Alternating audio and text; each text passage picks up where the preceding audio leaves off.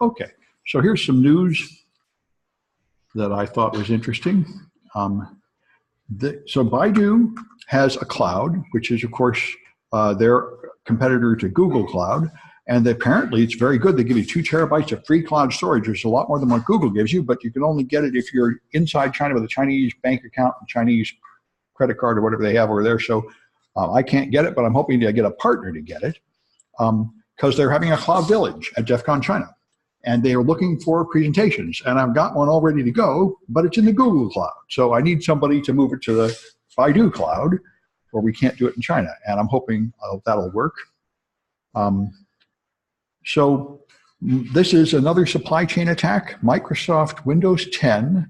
Microsoft went to the cloud in a big way. This is why people, when Windows 10 came out, everybody freaked out because all your data is going to the cloud all the time because their malware scanner is in the cloud. So every time you go to a domain, it sends the domain to the cloud and people say, Microsoft is spying on me. And Microsoft says, well, not for any bad purpose, not to target ads or something, but technically we are, yeah. And so, anyway, so in addition, it has these weird things. Remember, they had all these Windows 10 inherited a lot of the nonsense from Windows 8 where they're going to pretend this is going to be on a tablet and a phone. So they pretend that you want your desktop to look like an iPad, and they pretend that you're going to write apps that run in these tiles. So they had a whole bunch of goofy features intended for these theoretical things that were going to come out like laptops with a tablet on top, none of which ever really happened. So one of the many things is some kind of domain just to feed code into these tiles, and they let it expire. So they don't even own the domain. So if the researcher in Germany bought the domain, so he can now feed code into everybody's Windows 10. This is the problem with designing a feature to the cloud and then just abandoning it and not turning it off. What they ought to do is declare it's dead and push an update, deactivating it or something, and maybe they'll do that now.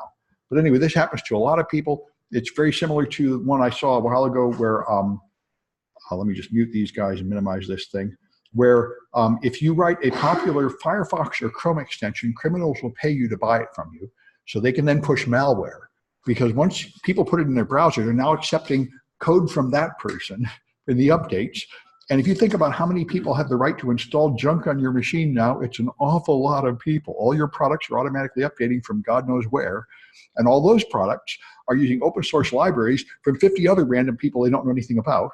So there's just lots of ways to just feed code into your machine, even without finding a vulnerability or a buffer overflow or anything like that. So during the around 2016 election, the Russians decided to leak NSA tools to embarrass the government. And they pretended to be, that was shadow brokers. They pretended to be Estonian, but it was the Russian military. And so somebody has decided to do this to Iran. They have leaked out the Iranian cyber espionage tools. And so they've been destroyed the servers of treacherous Iranian military of intelligence. Somebody that is mad at the Iranian Ministry of Intelligence, which could be any of a lot of people, has decided to leak out their tools and dump them. And also dump the data they've stolen from the people they were spying on. So several people have come forward to say this stuff is genuine. They've also said it's a whole lot less important than the shadow brokers tools because they say the Iranian tools are actually pretty lame. And they're not very exciting, and you don't really want to go out of your way to bother using this stuff. Whereas the shadow brokers, NSA stuff, was really exciting, like Eternal Blue and Eternal Romance. You could totally take over stuff that you couldn't take over without those tools. Apparently, these are not that hot. So anyway, but they're out there now. So the U.S. is blocking more and more stuff from China, and now we're blocking China Mobile's attempt to expand here. So because they don't want to have a telephone provider that is actually owned in China. They're afraid they're going to leak our data to China, which is the main concern right now. And another article I saw here was pretty funny is Fortinet, an American company, is now being punished because now they're punishing a Chinese company, Huawei, because they sold American stuff to Iran, violating our embargo. But Fortinet did the opposite. They bought Chinese stuff, took off the Chinese sticker, branded it as made in America, and sold it to the U.S. military. So they have a ban on using Chinese stuff, and now they're getting American knockoffs of Chinese stuff, which is backwards. And anyway, that's the game. This is like an article I saw a couple of years ago that said a lot of people are now fleeing America and moving to Mexico to get jobs. It's like, things run backwards of the way you think they normally go. So this one never stops. More malware in Google Play Store. the Google Play Store is notoriously ineffective at keeping the malware out of it. And so this is the latest one. These apps come from a Chinese developer who is closely tied to Baidu, apparently, was part of Baidu, and this spun off of Baidu just a year ago, and Baidu still owns it 30%. And they say this is something I've observed too. Last semester in the malware analysis class, Kirk found a bunch of malware that was the number 3 browser in the world is the U3 browser from China, and it's all full of malware.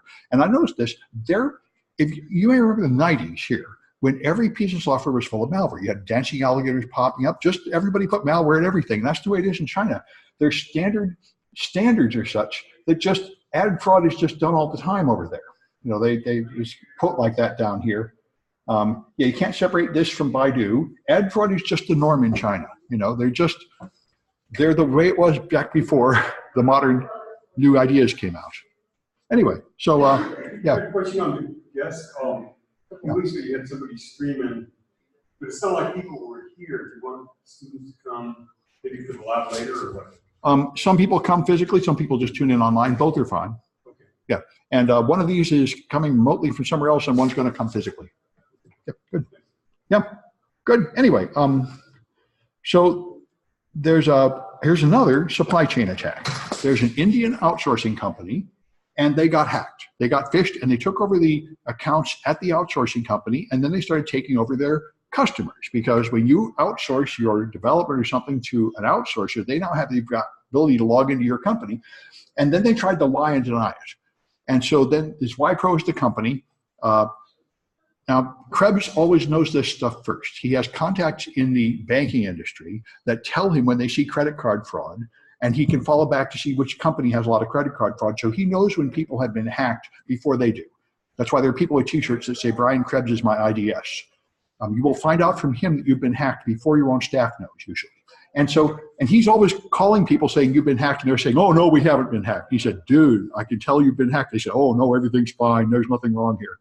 So these guys are trying to deny it. So they had a conference call with their investors, and they were saying, oh, no, he's just made up that article. He's just lying. We didn't get hacked. And so he got on the call and said, why do you say that? What exactly did I say it was wrong? And they didn't have any good answers or anything. So, you know, it's anyway, so they're now being a hilarious example of how not to handle a data breach. Just pretend nothing is wrong, lie about it, cover it up, make false statements. And it's abundantly clear that these guys are pretty crooked. You know, they're just marketing people that say any lie to make you buy their stuff and pretend that all the problems aren't real. So Britain's now got this big porn block, and everybody is screaming bloody murder. This is what I think we're going to have here if the left manages to censor the internet, which they're very much doing now, block political speech on Facebook. And Mark Zuckerberg, everyone's saying Mark Zuckerberg's a bum because he said, you know, if you're going to censor political speech, you're going to have to define what it is so I can tell whether I've done it or not. You'll have to give me the rules. And nobody knows how to write the rules, but they're going to punish him for not taking it off. So he blocked some people. He said, no, you didn't block the right people. Well, he blocked some other people. No, you didn't block the right people. You did it wrong. We're going to hurt you. But how can you do it if you won't tell him what you want? But of course, how can you define what the forbidden political speech is in America? You're never going to be able to figure out what you're not allowed to say.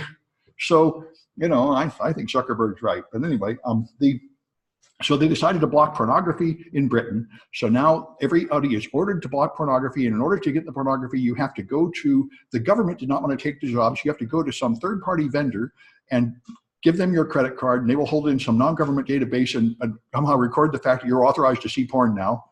And so this is turning into just a disaster, as anybody could have told you. The age verification is madness. And of course, they're pointing out that all the teenagers will totally blast through this immediately because they'll totally hack through it with VPNs. Now they're going to have to block all the VPNs. Of course, you know, you can block the old people, but the teenagers, you can't stop them. All this is just like a fun game to them. Let's hack through the barn filter. Anyway, so we'll see what comes of this. Australia tried this about a year ago. Let me just plug in my power. The Prime Minister of Australia said he was going to get all the malware and all the porn off the internet and block it, and spent like 4 years trying to build that device. And there's nothing you can buy. Nobody has anything that can do that. You're just out of your mind. Now, I mean, in America, what we have in public places like libraries install like a porn filter on a machine, like antivirus, that just has a blacklist, and they pay a bunch of censors to constantly update the blacklist. And that seems moderately effective at keeping it out of small local areas. And you could do that at home. You could put in Cyber Nanny or something on your kid's machine, and then that would tend to block it. But, you know, as far as like blocking it out of the whole country, I don't think that's technically feasible. Anyway, so this is the last Android lecture, and I may or may not have an iOS lecture coming after it. We'll see what comes of that, but not for a couple weeks anyway. And so let's take a look at this stuff, which I think is very nice. It starts out as just a review of what we've done, and then it gets into some new stuff. This is the positive side. The end result of all these attacks we've done, or you've learned like all the bad things you can do on Android. So here's how you can avoid them. So, you know, talk about these vulnerabilities and the correct way to block them. And again, I'm very impressed by your textbook. It has nice examples of exactly what code you should be putting in your app, which is far better than other, you know, what I used to have is books talk about the problem that they didn't really tell you what to do. And you have really good answers of what to do here, I think. So I can pick a few nits in the cryptography section, but that's normal. I mean, I'm really into cryptography and most people aren't, and so their ideas are kind of out of date, but it's not terrible. So here's some general principles. Least exposure is the fundamental idea of minimizing your attack surface. This is a popular belief. I should mention, this is probably the king of there's no proof. There's no security metrics. It is generally believed that having a smaller attack surface is better than just letting everything wide open in the breeze. But in practice, I don't think anybody can prove it with like real numbers. You'll see how many dollars you save by doing this. But most of us assume that closing half the doors is better than leaving them all open. So you find all the places where outside data comes in and remove as many as you can. And then the ones that you really need, you put in some kind of security barrier to detect if something bad is coming in there. This is the philosophy that we're all following. This is the best procedure anybody knows to protect your stuff. So that's what the attack surface module does, and this would be the ideal situation. You don't export anything except one activity, which is your front page, and that's it. That's the only thing you can do from the outside is come in the front door, and after that, you have to do everything inside the app, where you have login and whatever other you do inside. You don't let anybody jump into any other part of the app. That would be nice. Of course, this would be a very simple app. Most apps do want to interact with other apps to some extent, and if you want to integrate with some other app, then you're going to have to export more stuff. And so it gets more complicated than this. And this is the general paradox of the security world. One thing we'll get to later is WebView. If you're in an app, you have some kind of company. They're looking at your app, they're looking at your stuff. Then you have a button, tweet about our company, say how great it is. Now you want to open Twitter in a window in your app and let them tweet about it. So when they are done tweeting about it, they're still in your app and you still have their attention on you. But that's not very safe because you have to use WebView and open web pages in your app, and you're probably not really up to the security standards of the browsers. So it would be more secure if when you click tweet about this, it closes your app and goes over to the browser app and does the tweeting from there. But then you would lose the customer. They're off your site, they're off doing something else. So there's a strong business need to keep them in your app, so you do the less secure thing to get that job done. And this is what all of us security professionals have to get used to. It would be nice to tell people to just throw away their computers and put everything on paper. Then it would be a whole lot easier to secure, but they would all go broke because there wouldn't be any assets to protect. So you have to accept that businesses need to do risky things, and that's why they hire all of us to help them get away with those risky things. It's like lawyers. You could just not do a business, or you could accept that someone's going to sue you all the time for everything you do, and then you have to hire a bunch of lawyers to somehow beat them back so you can get those. It's okay that businesses do risky things, and you have to understand you can't just say no. What you have to do is say, well, if you're going to export more stuff, here's how we're going to protect it with some kind of control that will limit the risk and still let you do what you need to do to get your business done. So you should not be storing data. Like I started this class with the DEF CON talk I gave about passwords. You know, people store passwords all over the place like they're idiots, and there's no reason to be storing that. But if you do want to store things in your private directory, it's protected by the so-called sandbox, which is pretty weak. The SD card is even less protected. It used to be wide open to all apps. In modern versions of Android, it's open to all the apps that have the permission read from the SD card, which is still a lot of apps. So then you have all these untrusted sources, data coming in from all over the place. And if you're going to have the data come in, that you should be scrubbing that data in some way to see if it's malicious. You should at least be looking for dangerous code in that data. And it would be nice if you can actually see some kind of signature or cryptographic verification that that data is authentic and from somebody you like. That would be nice if you can do it. You shouldn't be asking for more permissions than you need for your app. There are risky permissions, like install packages. It was a lot better to let the built-in package installer do that. And there are things you might want to run as system. I think I'm going to open the window. Why not? I don't know what you think. Rain has come. I shut it earlier because it's cold. Now I changed my mind. All right. Anyway.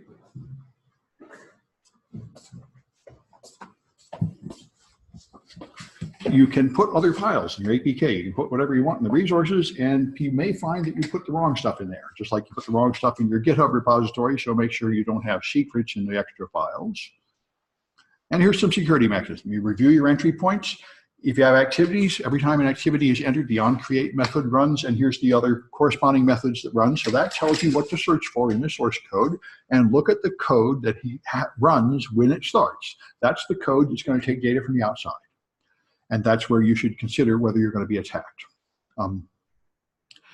If you create new permissions, they should be limited, typically at the signature level, which means even though you have a new permission to access some part of my app, I only allow it to be used by other apps signed with the same signature, so other apps from my company. If you really plan to offer something to the whole world, then you should be aware that is really risky, and you better audit that code with much greater care if you're going to let anybody send data into your app. All right, and activities are the visible parts of your app. So you might not want your app in the task manager. Task manager is the square button that shows the recently open apps, and it shows a little picture of what's been happening in that app. And you might not want to show the contents of your app in that picture, and you might not even want to be in that list at all. And you can do that. You can put this flag secure in there, and then it will show your app as a blank screen. And you can put exclude from recents here, and then it will just not appear in that list at all. So these are options if you don't like to be in that recently used apps list. Tapjacking is the attack we talked about, where you put a second graphic layer on top and cause people to click on things, but the clicks proceed to the lower layer and have effects on things that are invisible. They call it clickjacking on PCs and tapjacking on phones, and you can use these methods, filter touches when obscured, so that it will not let touches move from the visible screen to the invisible screen. I don't know why this isn't just on by default all the time anyway, but apparently it's not.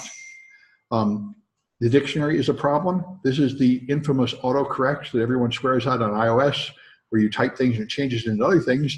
And so if you have something like a password, you would probably rather not add that to the dictionary. So it starts filling that in automatically in the chat and text messages and leaking your password everywhere.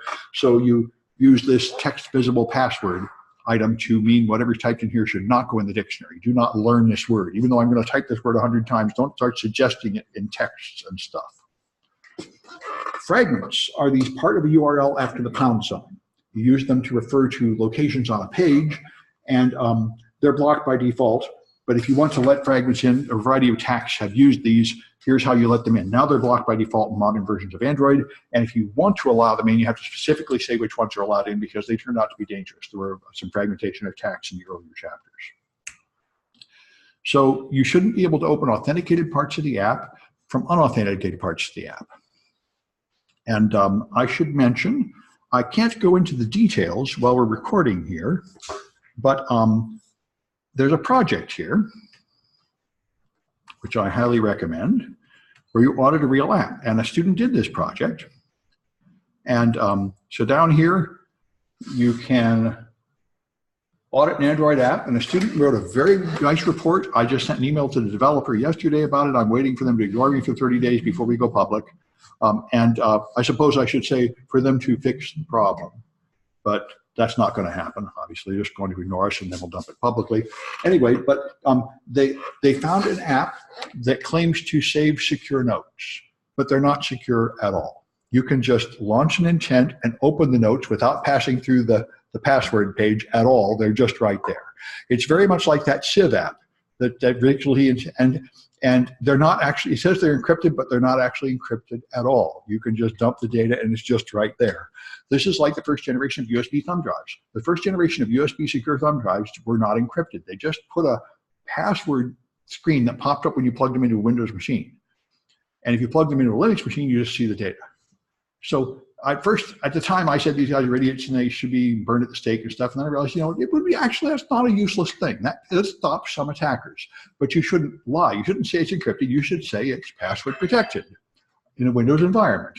And that is some security. As long as you don't think you were getting more than that, that's a little bit better than one that isn't even password protected in the Windows environment, I suppose. And maybe this app will claim that it has some value, but it's certainly not as strong as it ought to be. Anyway, so I'm glad to see that. And after the 30 days elapse, I'm going to put that up as an example for students to write white papers and stuff. It's very nicely written, and it should be that way. So we should be issuing reports. And when I gave that to my Arabian class, they said, this is illegal in Arabia. In America, I audit apps without permission all the time. You publish the results without permission. And my lawyer tells me that's okay because you have free speech in America, but you don't have it in other countries, and it doesn't look like we're going to have it here much longer either.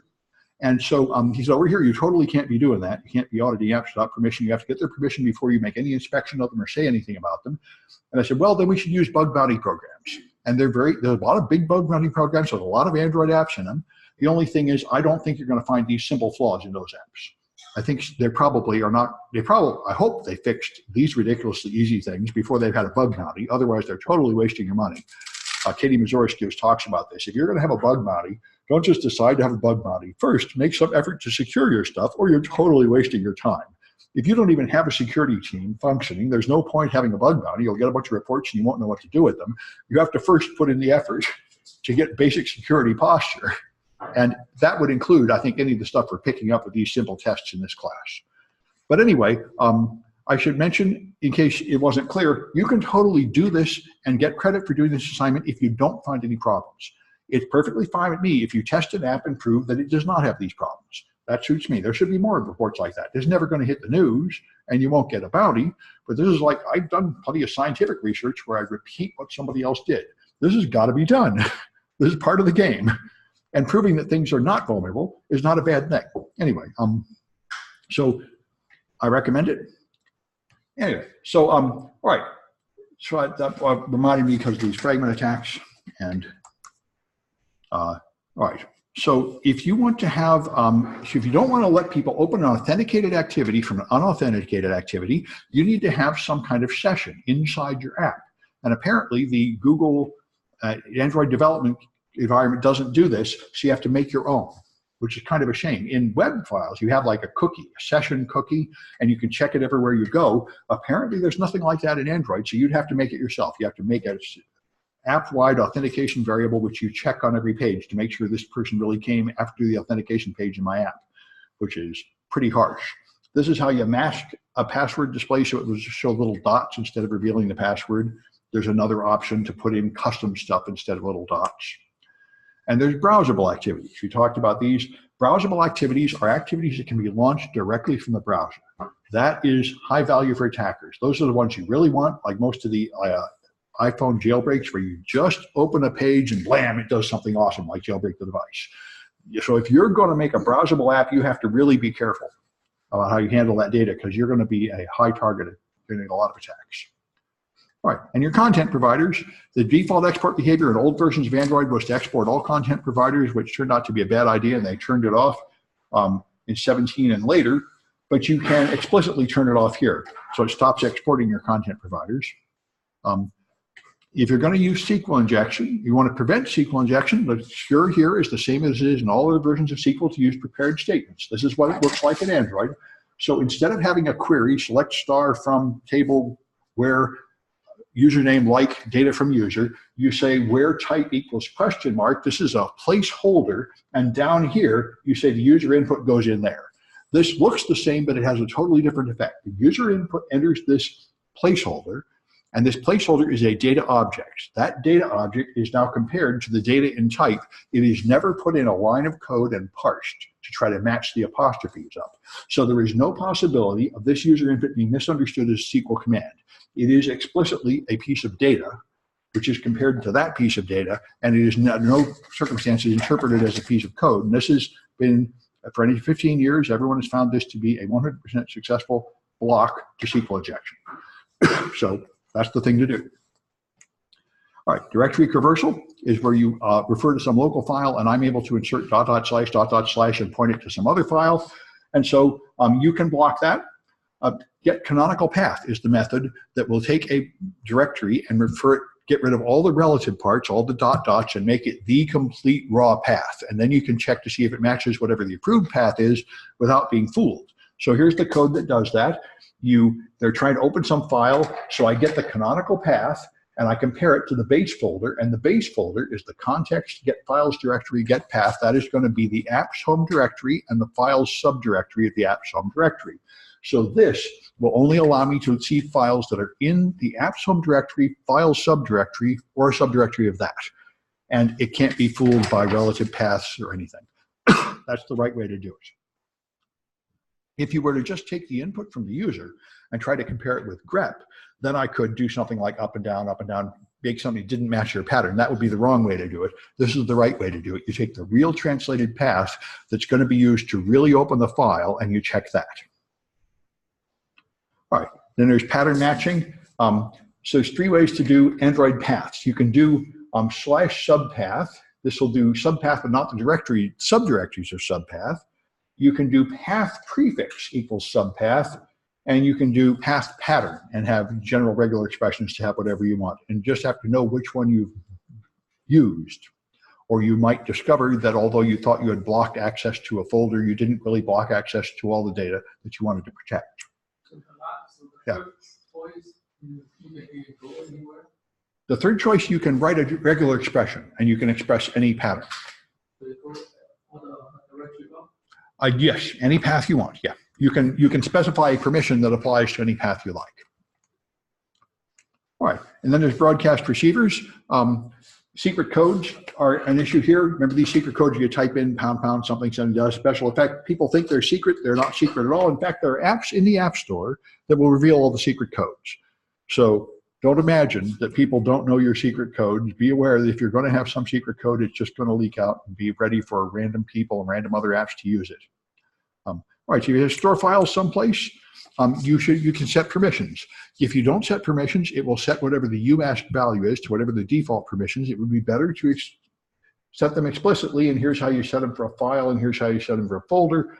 You can control the mode there and make it so files have whatever permission you want them to have. So yeah. Private mode is actually like the user read write. Yeah. A private mode is I think like 6644 or 600. Yeah. They talk about it. The details are in the book. You can even put in the number, but you can. I think private means read write for the owner, and nobody else can do anything.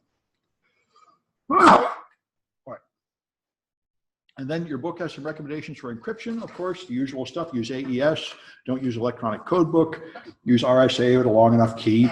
He says you should hash with a better algorithm than SHA-1 and use assault, and that's not enough at all. You got to use salting and stretching. If you want to store something and have it not reverse, you have to salt it and then have something like 5,000 rounds of SHA-512. That's what Unix uses. But anyway, I don't think you should be writing your own password hashing algorithm anyway. If you think you need to write a password hashing algorithm, I think you haven't thought this through. This is like all the apps that store a password.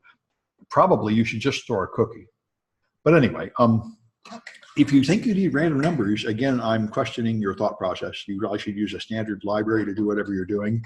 But if you really are writing something you need random numbers, then that is a big problem because there's no real source of randomness on computers. And we talked about it in the cryptography class. It's a big problem. There's a random function, but it has to be seeded. And if you seed it, you'll just get the same answer every time you seed it. There's a secure random function that's better. And there's even a seeding function available, which will try to get randomness from the device. And like Linux, the device does have some process that tries to make random numbers, but it's not perfect. And it's a very hard part of cryptography, creating good random numbers. This is the random seed. You can generate this code, and I went and ran it on mine. You always get the same answers. If you seed it with a seed like 1, every time you run it, you'll get the same answers. So this is not a good way to get cryptographically secure random numbers.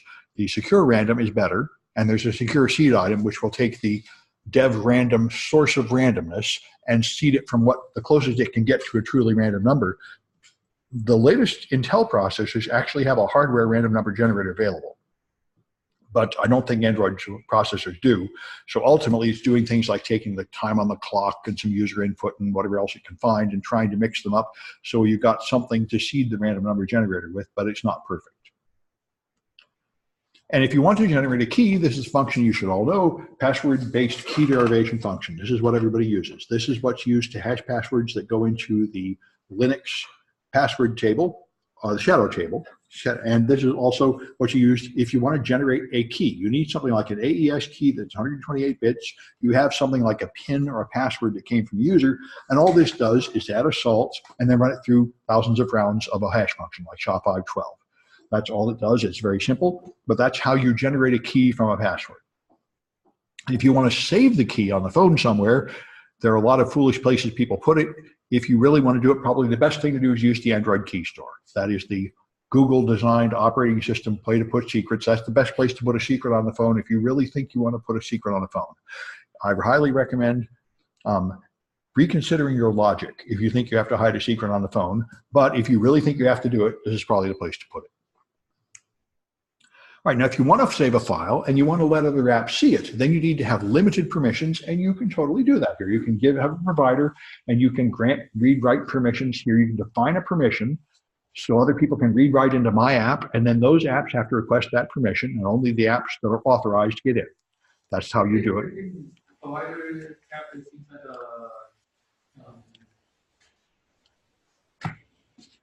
You make a content provider in your app, and you say anybody can use it if they have this permission.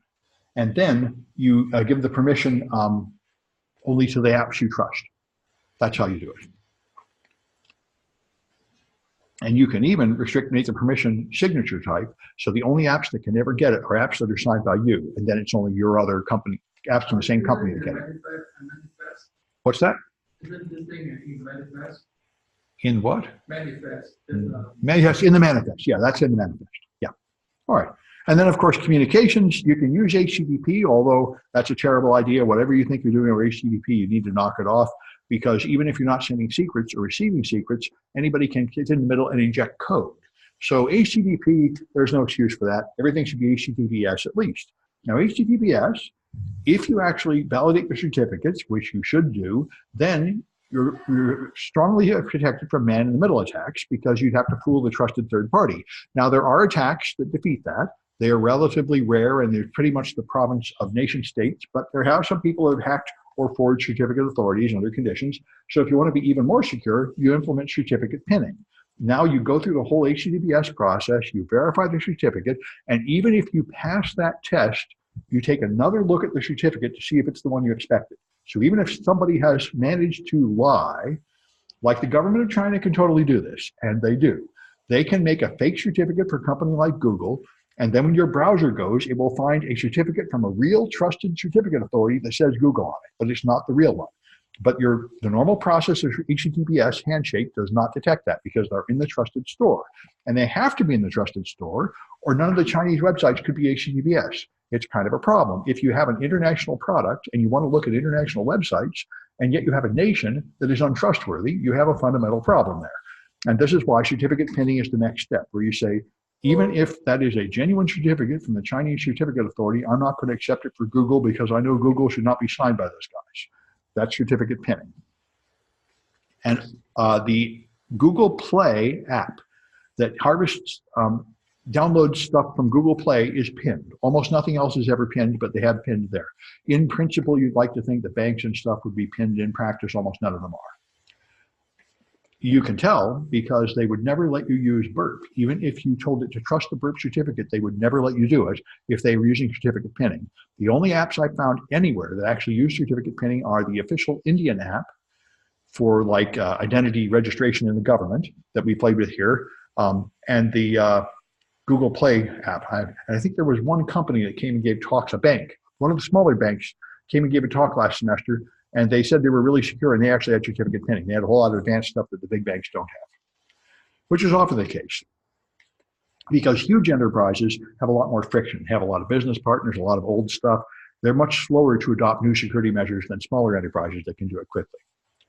Anyway, so local communications, there is an Android API for one process to talk to another, and that is the best method. Some people like to use network sockets, where you open a local network socket on 127.0.0.1 and send data through the virtual network, that's much less secure. Using the clipboard is even far less secure because every app can read it. But these are what sort of amateurs do. It's better to actually read the documentation and learn how to use the API to move data from one app to another without passing through an untrusted channel in the middle. All right, and then there's web views that I mentioned. Web views are where you want to open a web page inside your app. This is extremely useful for business purposes and extremely dangerous. Now, you writing an app and you only have your own things to worry about. Now you've got all the malware on the internet that somebody else might put in that website to put in here, and you can make a lot of mistakes. One big mistake is people often allow you to load stuff over HTTP into the web view. So now every attacker can inject JavaScript and Flash, God knows what in there. So it's an issue. So here's some recommendations. You can turn off JavaScript in your web view, which is a good idea if you don't need it. You can turn off plugins like Flash. I forgot about this. I'm used to iOS. I guess they really have Flash on Android. What a terrible idea. Because Flash is a wide open door, just like a Java browser extension. I don't know if people still have Flash on their phone, but if they do, that's really a kick-me sign. Anyway, you can make it so that that web view cannot access the file system. That would sure be nice. So it can't read or write files. That would limit its harm. And you can add a JavaScript interface if you want to run native Java code in the operating system from the browser, which is crazy. This showed up in a previous textbook also. This is a feature that's very powerful, but it means you have live code coming from the internet in your app running. It's like asking for code injection vulnerabilities. And therefore, it's a handy way to solve problems to get things done, but it's pretty risky. Anyway, all right, so the Android manifest is here. Here's things you can do. You can determine whether your app is allowed to be backed up. Now, I would think you really want your app to be backed up. What do you do when people lose their phone? Then they call your tech support line and they say, what do you mean? My data is gone. But if you don't want people stealing it, when they steal the phone, you can turn off the backups. I think if you're going to do that, you ought to have some answer for all those people that call you and tell you they lost their phone. But anyway, debugging sounds pretty awesome. There is a source level debugger you can run on a running app. We haven't played with it, and there are some tutorials how to hack apps by debugging them. So that would be awesome. I haven't played with that. That'd be a great project to add to the class. I don't think I got time to add it this semester, but that would be the next great thing. There's a product called Debug, and there are others where you do live debugging of somebody's app to hack it. Then there's API version targeting. You have to define what API version to target. If you target below 17, then you're able to run on really old phones, but this is like if you set up a Windows domain controller. When you install a domain controller, Microsoft says, do you want a native domain controller or do you want a backwards compatible domain controller? You can make a Windows 2016 domain controller that is compatible with Windows NT 3.5 if you want to. But in order for that to happen, it has to lower all the security down to the way the security was in 1993. And the same thing's true of Android. If you allow it to, if your minimum SDK is below 17, it has to lower all the security down to that level. It can't use any of the advanced features that the modern versions support. So for security, it would be best to use the most modern version, but to actually reach most of the customers, you have to go back, so you have to hit a happy medium. I went to this page to see what's going on beyond when your textbook was written. It's pretty awesome. 28 plus is Android 9. And if you can actually target Android 9, if you're willing to tell your customers you can't install this app on an old phone, you have to use our other version or something, you get all these great things. Yeah, it always says it's unstable. Anyway, something just the college network. So DNS over TLS by default. I was pretty surprised by that. Everything is secure by default. You have to explicitly ask for insecure traffic. It won't let you do it. Boy, that would be a good idea. It has separate directories for every process. So one process can't steal data from another process. That's an SE Linux feature. Sounds good. And a lot of other changes. So there's a whole book full of stuff. So, you know, Google is not stupid. They're aware of all these security problems and they're fixing them. The problem is there's a bunch of old phones out there. And there's a bunch of apps that are designed for the old phones. So problems from years ago just persist. Anyway, yeah. Did you read something about Google sabotaging the Firefox? Yeah, Firefox says Google has been sabotaging them. It's, yeah, that's what they say. It's an interesting issue because Google has been their whole funder all along. 99% of all their money has always come from Google. So it is, that's their position is Google is sabotaging them. I think there's another way to look at it. They've been beggars all this time. Google's been giving them money, and they're not treating them exactly the way they want. It's an interesting issue. Google threatened to cut out support about 6 years ago, and Firefox said they were going to switch to Bing instead of Google for the default search engine. So Google decided to pay them money again. But remember when Google brought out Chrome, everyone said, well, that's the end of Firefox, right? You're not going to support both Chrome and Firefox. Why would you do that? And Google said, oh, no, we'll keep supporting both of them. And obviously, a lot of people inside Google are saying, why? Why are we doing that? And they're not all that much on board with that. And I think that's kind of logical. There's certainly two sides to that. If I was running a company, I would say, why are we paying for the competing product here? What exactly is the benefit? Anyway, but yes, they do claim that Google has been sabotaging them. They could just go to Microsoft and put Bing in and get their money from them if they think that would work.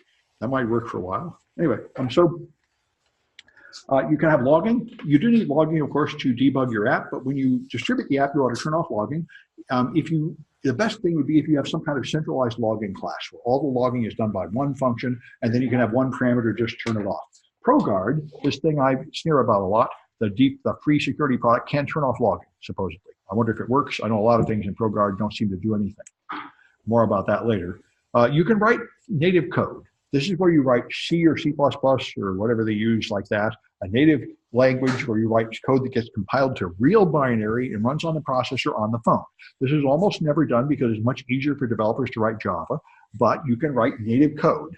And if you do, it is notoriously insecure. It has buffer overflows, print vulnerabilities, insecure, double-free vulnerabilities, and all this stuff from the world of C comes in. So people are worried about it. There are mitigations. You can run this thing called checksec, and it will look to see if the mitigations are on there. And I emphasize these because if you go on to the exploit development class, we're totally going to play with these, and you should get used to knowing your mitigations. So we'll talk about rel-row on the next slide. Here's stack canaries. Those are the random values placed at the end of a stack frame so that if someone does a buffer overflow and writes extra data, you'll detect that and stop the app from running instead of letting them take it over.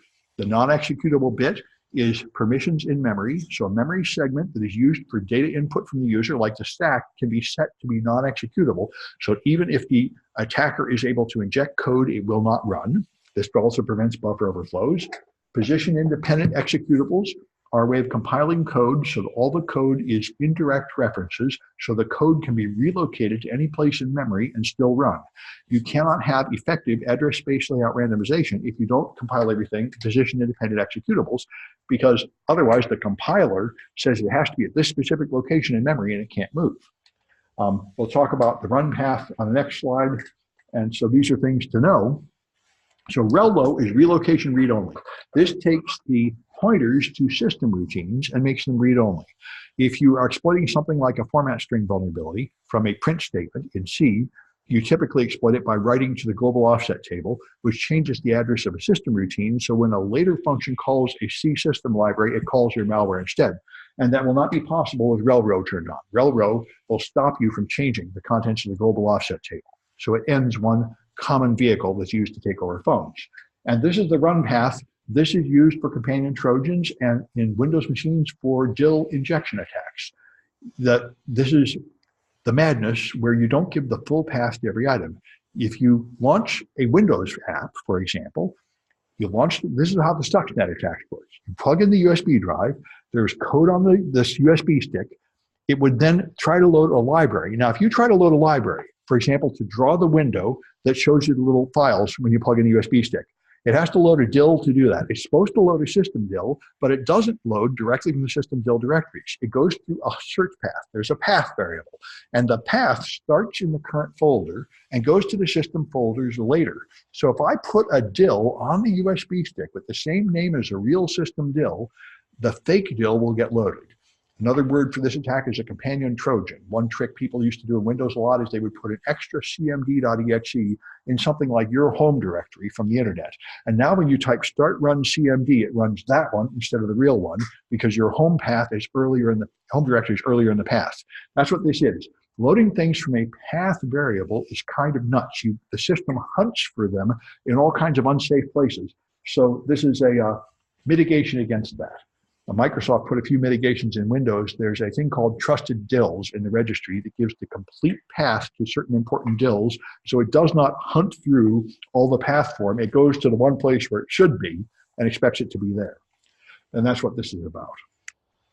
Anyway, you can run that app and see which of those are turned on in your version of Android and for the particular app that you're interested in. So there's more security mechanisms. Your app can check to see if they've downgraded the protection level. Remember, we talked about this in older versions of Android. If you're going to define a new permission like Skype, I can define it first with less protection. And then when you install your app, it will say, oh, that's already defined. I won't redefine it or change it. And this, you could check for that yourself. You could check that the permission that you defined still has the protection level that it should have. The operating system won't do it for you unless you have a later version of Android. You have non-exported components. Remember, you talked about the attack surface. You should only export one page, your main page, and nothing else. But you have a bunch of other pages. And they're not exported, but root-level attackers could attack them. Now, a lot of people do not consider root-level attackers in their threat model. They say, well, you know, if we root the phone, then it's ridiculous to expect me to protect myself from that. But if you want to protect yourself from that, you could do it. You'd have to do the same thing we do in the web application class when we talk about how to enforce people to go through the pages of your site in order. You'd have to create a variable, store it in memory, and check it on every page to see that that variable still has its value, because people that just come in with like Drozer or something and run an intent to launch an activity will not know the value of that variable. So this is, you can put in your own protection mechanism to make sure that all the pages load from your app and cannot be loaded directly, even by a root user. That's one way to do it. All right. And then there's obfuscation and techniques to just slow down, reverse engineer. These, in my opinion, are quite potent, but I do a lot of reverse engineering, and I know how much of a headache it is if anybody would ever use these. I've never found any app anywhere that does any of this. I don't know where they are. In my opinion, people like the Bank of America ought to use it, but I seem to be the only one that feels that way. So ProGuard is a 3000-O is one. ProGuard is complete garbage. Does not do anything. It games about half the methods A, B, and C and leaves the rest alone, so you can still find the credit card number and the password and everything. Most of the apps we've been hacking in this class have been protected with ProGuard because it's free. There's a paid version of ProGuard that is perhaps better. I don't really know.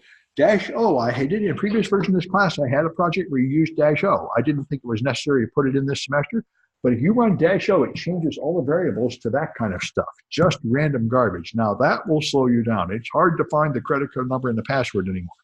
Now I did write Python scripts that would log every single variable to the log so the app runs slow and you can find the password that way. So it's possible to hack an app even when this has happened, but it gets a lot less fun. So this is a barrier that will slow people down. And there's a website here from DEF CON 22 just a couple of years ago where someone compared about 6 or 7 of these apps and decided how potent they are. There are a bunch of things you can buy. I don't know who buys them. I think maybe games. I don't know. The people I think of as important and responsible and handling a lot of people's information don't seem to care. But I think game developers care because they don't want other games stealing their code. Anyway, then there's root detection. We saw it in the Indian app that you guys hacked. So the question is, how do you detect root? Now that one used a public library called RootGator to detect root, which is one way to go, of course, but if you wanted to write your own code to detect root, this is very much like malware that detects that it's in a virtual machine. It's really pretty easy to do. So look for SU. There's probably an SU somewhere on the path. That's usually how it works, the super user. So you see if the ADB shell runs as root, see if it's already running as root. Look for passages with names like super SU or super user. There pretty much has to be one of those things if the phone has been rooted. You can detect emulators. I know if you want to detect VMware virtual machines, you can just look at the name of the network adapter and various other things to detect it. Here's a bunch of tags that you will see in emulators. So look for these properties. You can detect if your app is running in a debugger. There are checks.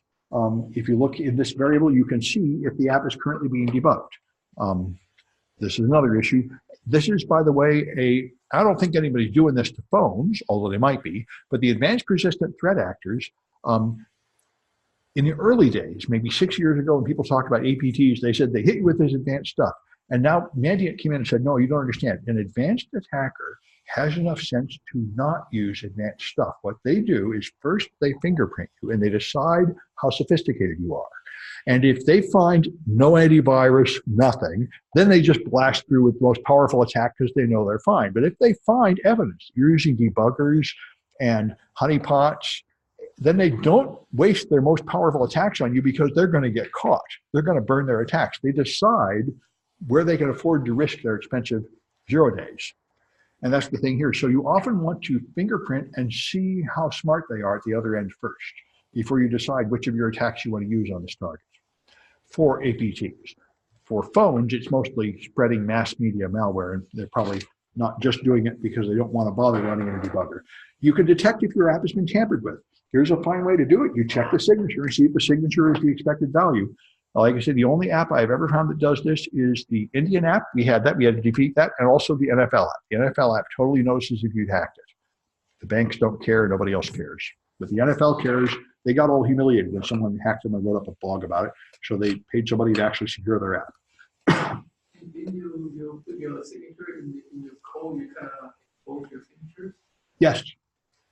Well, no, you haven't exposed the private key. So the fact that you've exposed your signature doesn't mean anyone else can use it. You just have the signature for that one app. To sign another app, they need your private key. But here, you can see if the signature still has the expected value, and that tells you if someone has unpacked your app and re-signed it. Because if somebody else signs it with a different private key, the number will be different. Because the way it works, you take the whole app, you calculate the hash, like the SHA-1 hash, then you encrypt that with the private key. So what people have to do is calculate the hash and take the signature and decrypt it with the public key. And it will only match if the app has not been modified and if the signature was created with the private key that you don't have. That's how it works. So that is a public key. This is created with the private key, but it's verified with the public key. So anybody can verify it, but nobody can forge it. No, I mean, you kind of hard code the whole private. This is not a private key. This is just the signature value, the hard code. It's the same for that one app. Right? That's right. Every app has one signature based on one hash. And the only point is if the hacker modifies the app and re-signs it, this value will change. So they would have to also change this value. It's not impossible. The attacker could also change this value. Oh, you mean out of the same app, every user, that signature will be different? No, it's the same for every user. It's just the same thing's true of Google. If you connect with Google to HTTPS, you get their public key and everybody has the same public key. But the only person with the private key is Google. So we're all using exactly the same key to encrypt our data we send to Google. And that's fine because they have the private key. And if everybody running an app sees the same signature, and it's fine because nobody can forge it. Everybody can verify it, but nobody can forge it. That's how public key encryption works. Oh, you mean if the user uses the app that user modified it, then it will be. Yeah, if the app has been modified by anybody, this signature will not match anymore. So it changes, we'll say modified. Yes, because it's based on a hash value. You take the whole app and you calculate the hash value, and then you encrypt that with the private key. Okay. And so now when you open the app, when it tries to install the app, the first thing it does, it calculates the hash and then encrypts that with the public key and sees if it matches. So by knowing the public key, the user can load the signature, but then once they modify it, it won't match. You'll either have the wrong signature value or it won't match the hash. You can't do both without knowledge of the private key. That's the point. And how do you for the app to get all the source code out? Oh, you just use APK tool. We're doing it in the projects. The APK file contains all you're going to get is the Dalvik source code. You're not going to get the Java source code, but it's very similar. And you can use JADX to reconstruct the Java code approximately. Good. Yeah. Okay. Anyway, good. Now we got some Cahoots. Let me bring them up.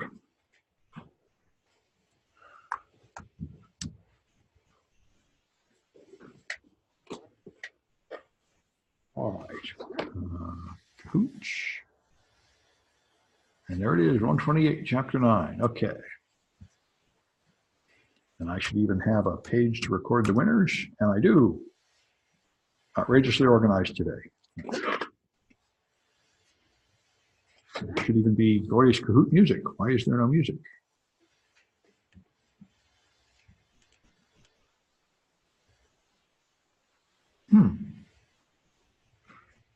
Wonder if appear to have lost the music.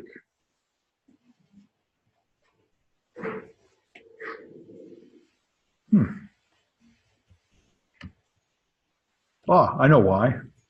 I was going to my headset. All right. There we go. Okay. It's probably playing in my backpack, actually. Yeah, Too many gadgets. on your headset. That's right. Yeah. Good. All right. No. Someone has an objection. I'm not sure what it is, but there's something they don't like.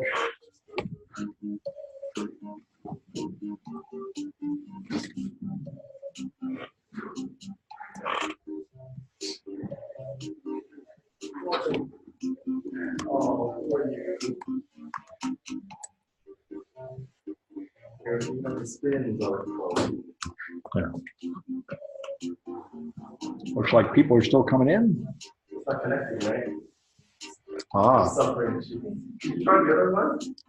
There's 2 Wi-Fi here. There's 3 Wi-Fi's here. There's staff and students and danger zone. You can touch the danger zone. It's Yeah. on, right? It should be on. Touch danger zone. We were using it on Saturday. Give it a shot. You know the code, right? A highly secure code. Password. Yeah. The password's equal to the SSID. Not the code like upstairs, right? That's right. I don't know why they put one up there, but anyway, I didn't set it up.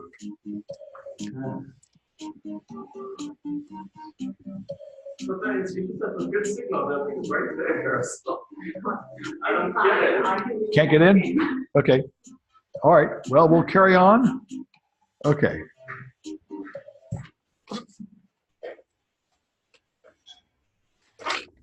All right. So which one will stop Tapjacking?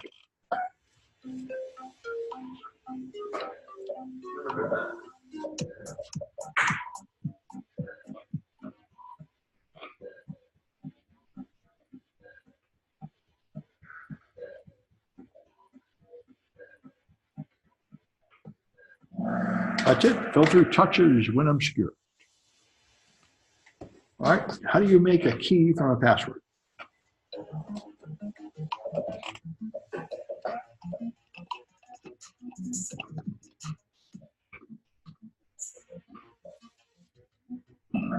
Password-based key derivation function. That's it. Okay.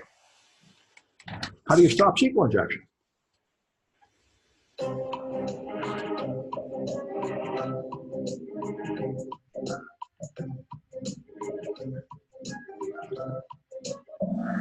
Prepared statements. Good. All right. How do you make HTTPS more secure?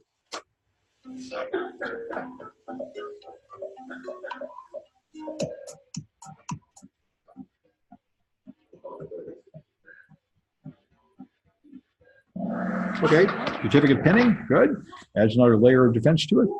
All right. You want? So it's good. Are you pink? Okay. Good.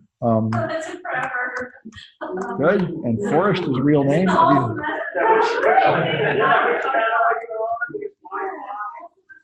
right. Good. You use the danger zone, right? That's how you want. Not really. There. I just There. All right. Well, all right. So that's enough of that stuff. And I'm going to go upstairs and help people.